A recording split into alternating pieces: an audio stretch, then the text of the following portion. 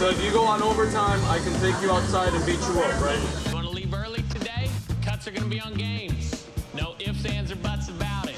So she's actually getting lucky that the show is being filmed, because if she wasn't, she'd be walked out of here today. Right here, right now, we're going to shut the restaurant down. Undercover boss moments of bosses being fired for degrading employees. Have you ever wondered what happens when an overly confident manager doesn't realize that the new hire they're bossing around is actually the company's CEO in disguise? Spoiler alert, it usually ends with that smug manager receiving a much-needed dose of humility. In this video, we're diving into 5 unforgettable moments from Undercover Boss, where top executives went undercover and found themselves confronting, and sometimes even firing, their own managers for shockingly bad behavior.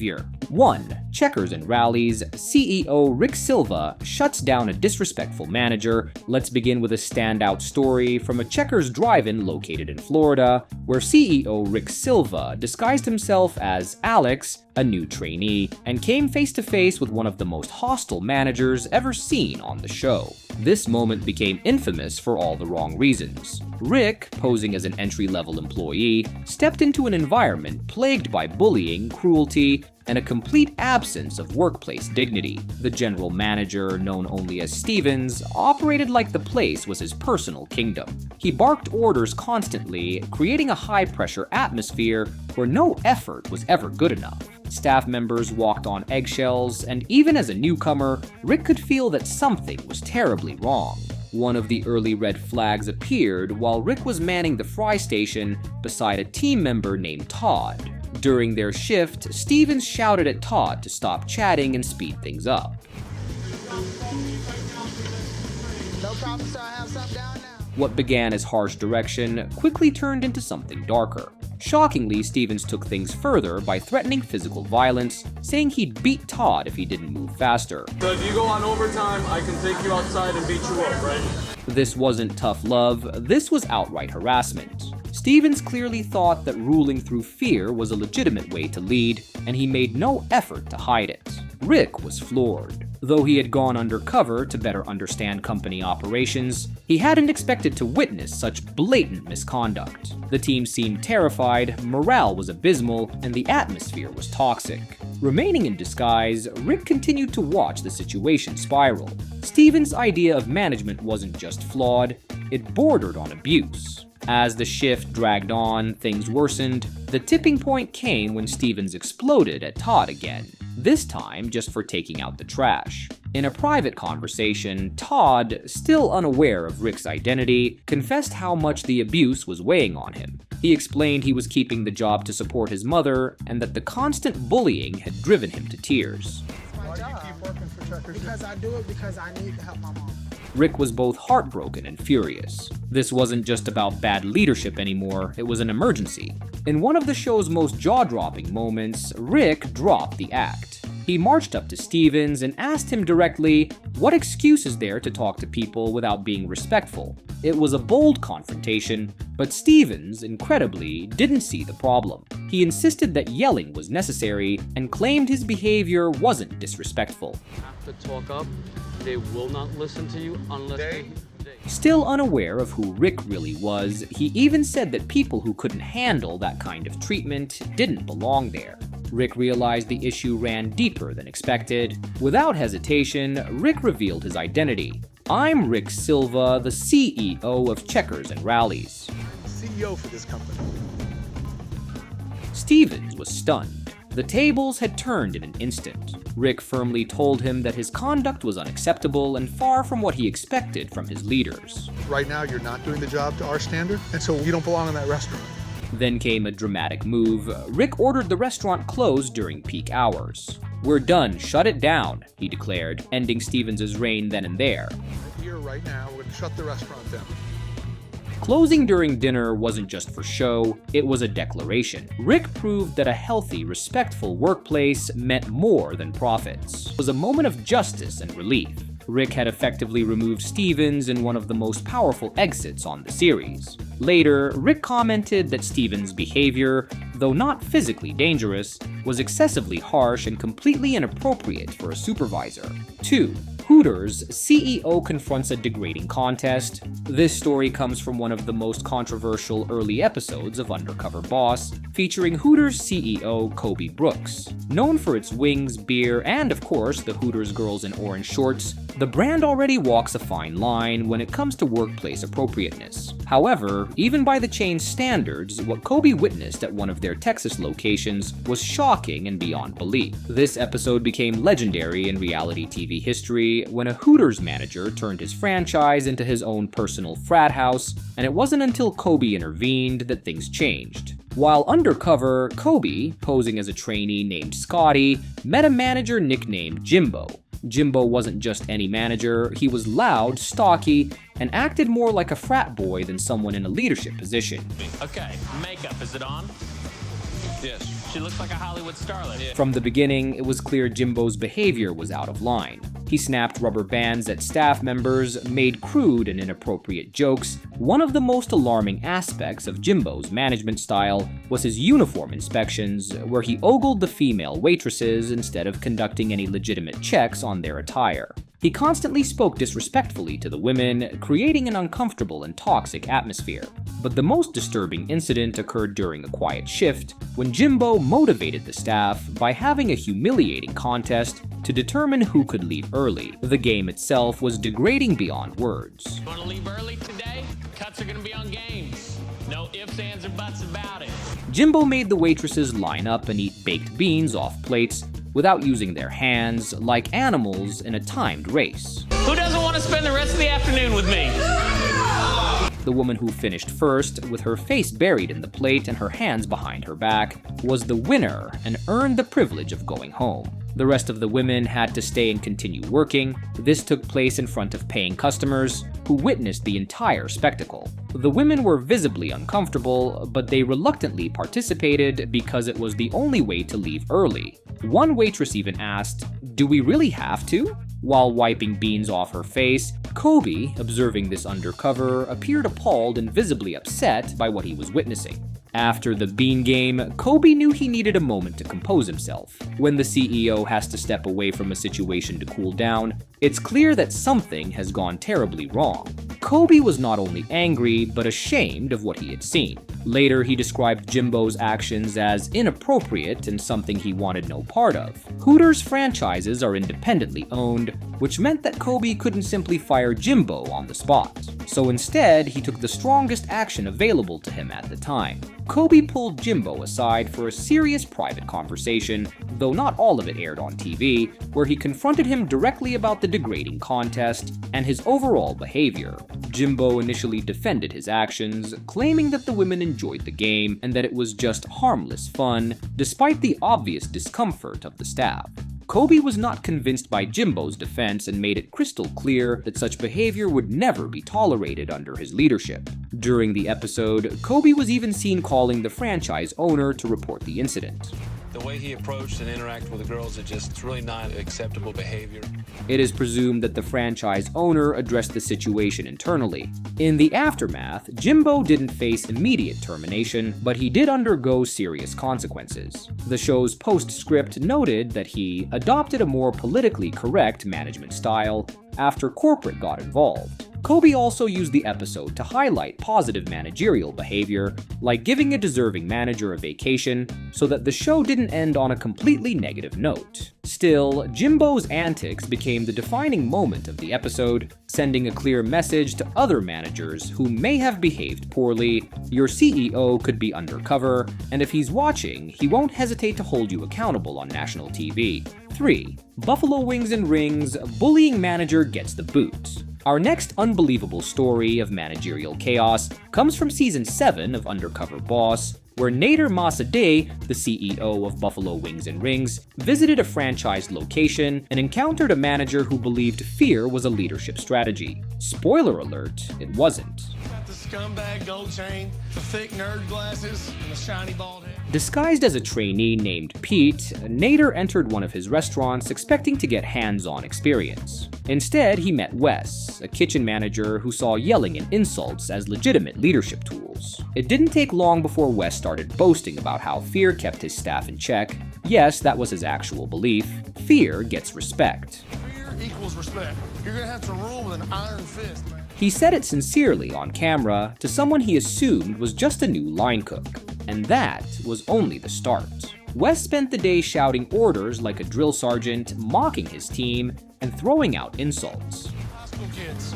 The average person that works back here, I'm not gonna sugarcoat it, they're dumb. He referred to them as dumbasses and dismissed most of his staff as just a bunch of useless high school kids. Then, in a display of arrogance from someone totally unaware of the storm coming, he added, "You can't ask dumb people to do smart things." That is an actual quote. Now imagine Nader Massadeh, a CEO deeply committed to culture and collaboration, listening to this behavior while pretending to work the grill. You could practically see the anger rising. Wes wasn't just harsh or demanding, he was outright abusive and proud of it.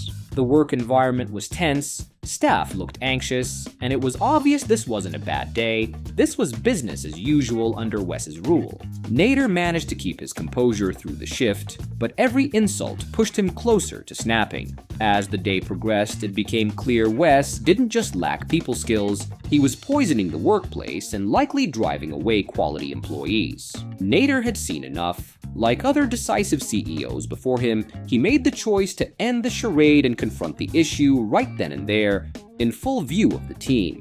With everyone watching, Nader removed his disguise and revealed who he really was, the actual CEO. The president and CEO, Buffalo Wings and Rings. Okay.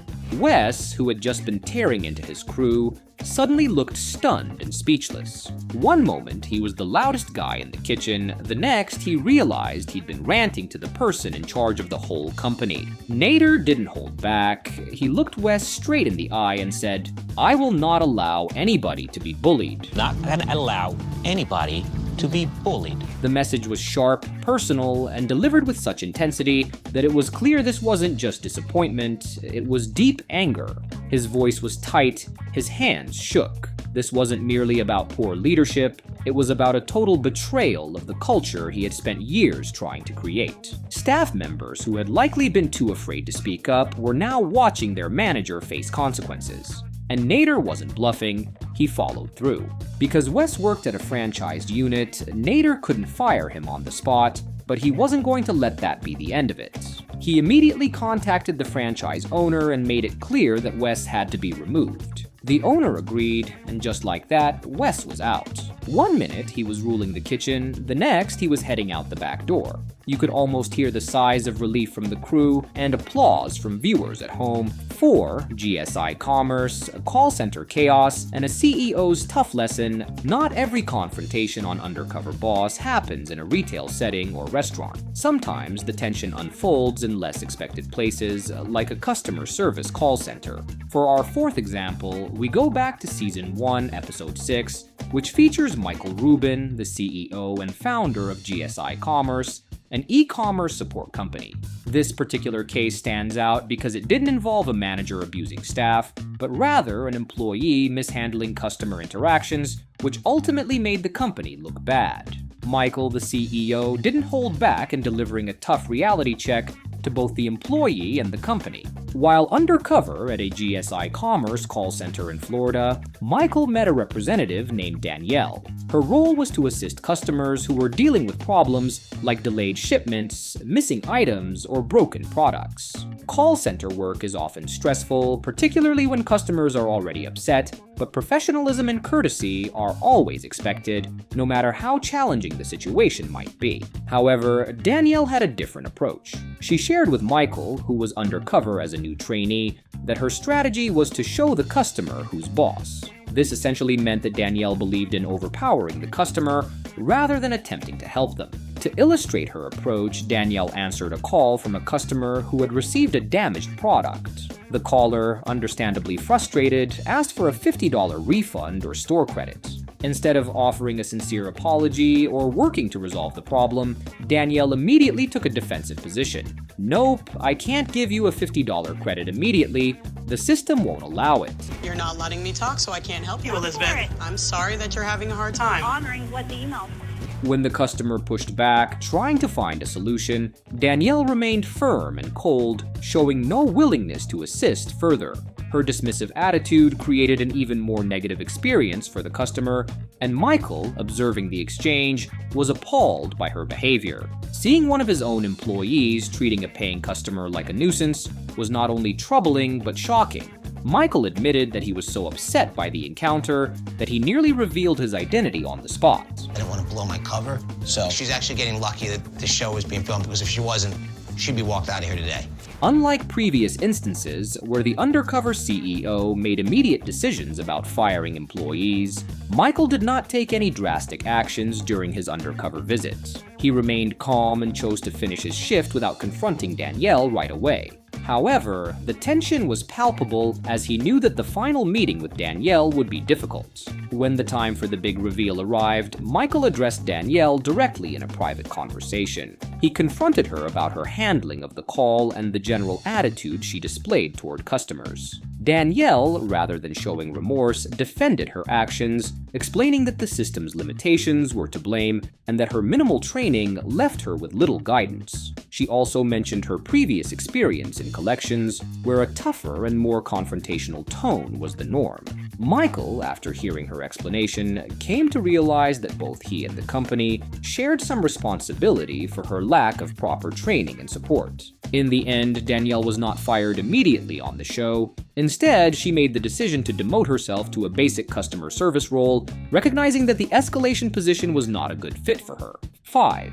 Retro Fitness, the rudest manager gets fired on TV. The final account introduces arguably the most outrageous manager from all the episodes, featured in Season 4, Episode 10 of Undercover Boss. This particular installment takes place at Retro Fitness, a gym franchise where CEO Eric Kasaburi went undercover at one of the New Jersey locations. What he found there was downright disturbing. He encountered Jacqueline, a front desk manager, whose conduct was so over the top and inappropriate that she was terminated immediately, a rare moment on the show where such swift dismissals of managers are uncommon. Under the alias Barry, a contestant in a fake show about second chances, Eric began his observation at the gym's front desk, overseen by Jacqueline. Right from the start, warning signs were evident. Jacqueline showed little interest in the customers or in performing her responsibilities. She spent most of her time on her phone, snapping selfies and endlessly scrolling.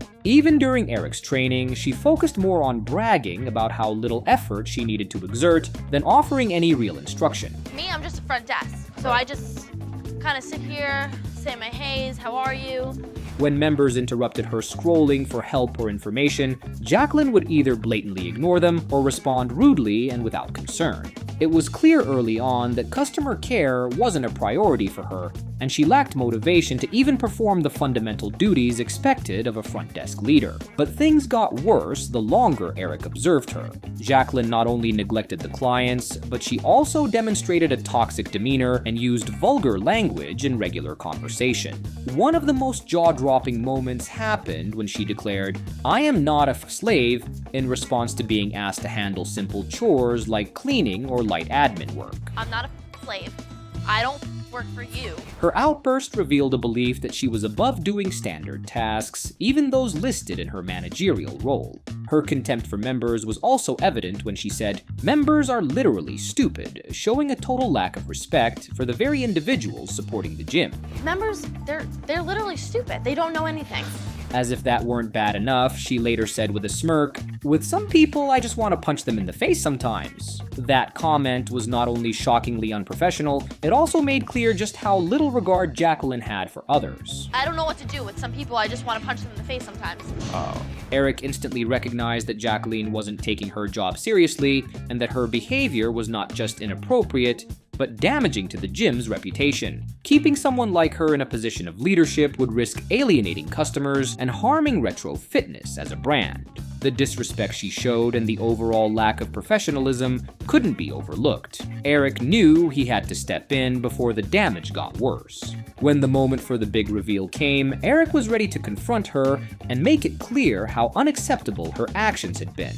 He took off his disguise in front of her, revealing his true identity as Retro Fitness's CEO. Jacqueline's reaction was pure disbelief. She hadn't suspected for a second that Barry, the trainee she'd dismissed all day, was actually her company's top executive. Yet instead of reacting with humility or offering an apology, Jacqueline stayed defensive and indifferent.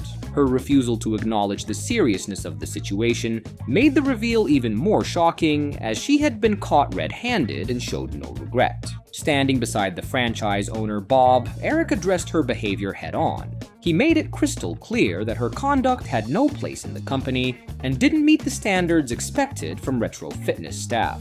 Bob, the owner of that gym location, calmly informed Jacqueline that her employment was ending. He explained that it wasn't just the swearing or attitude behind the firing, but her total lack of ownership, accountability, and respect for customers and the organization. Even after hearing that she was being terminated, Jacqueline remained unapologetic. She brushed off her behavior, dismissing the swearing as a trivial matter, and showed no remorse for the way she treated customers or coworkers. Her defiance only intensified the moment, making it clear she had no respect for leadership, company values, or those around her.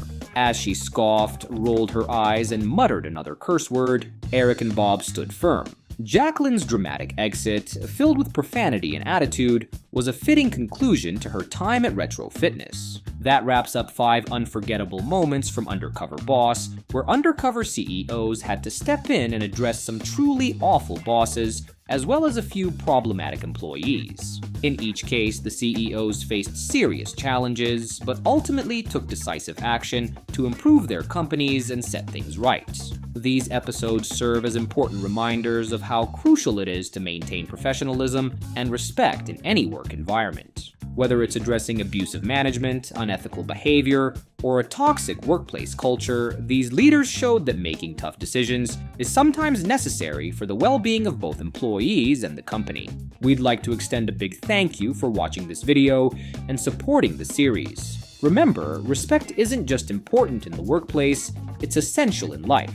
Respectful communication, understanding, and kindness go a long way in building positive relationships, whether at work or outside of it. And just a friendly suggestion, if your boss ever proposes something like a humiliating bean-eating contest or insults you in any way, consider sharing this video with them. It might be a subtle hint that they could be headed for their own undercover confrontation. Thanks again for tuning in, and don't forget to like and subscribe to our channel. By doing so, you'll stay up to date with all of our future videos and never miss another exciting episode. We appreciate your support, and we look forward to bringing you more behind-the-scenes moments from the world of Undercover Boss.